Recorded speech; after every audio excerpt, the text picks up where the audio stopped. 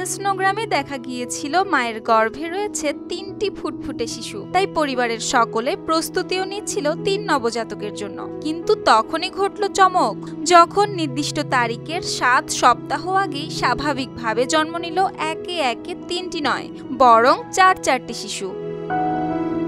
টাঙ্গাইলের কুমুদিনী হাসপাতালের সেই সকালটা যেন হয়ে উঠেছিল উৎসব মুখর পরিবেশ।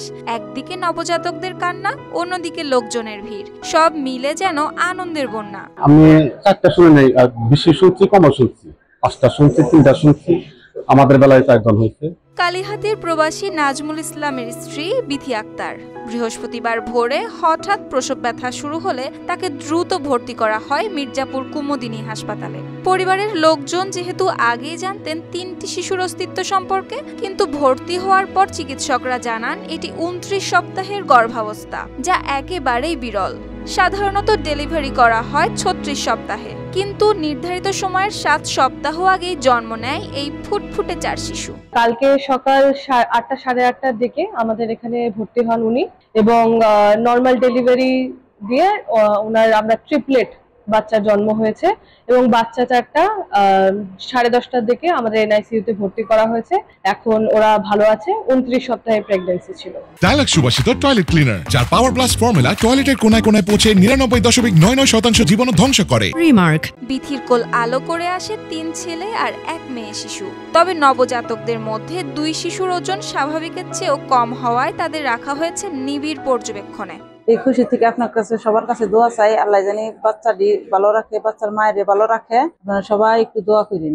স্বাভাবিক সময়ের ৭ সপ্তাহ আগেই একসঙ্গে ৪ সন্তানের জন্ম সত্যিই বিরল। আর এই খবর ছড়িয়ে পড়তেই স্থানীয়রা ভিড় জমায় হাসপাতালে ৪ ভাই বোনকে এক নজর দেখতে। আমরা এরকম দেখি নাই, আমাদের কোনদিন আসছে, খুব ভালো লাগছে। তার মধ্যে আমরা আমাদের দিয়ে ফেলাইছে।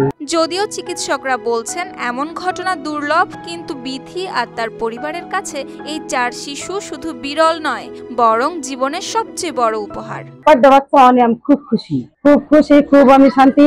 আমার ছেলেও খুশি, আমার ফ্যামিলি, আমার জন্য সবাই খুশি, আমরা সবাই শান্তি।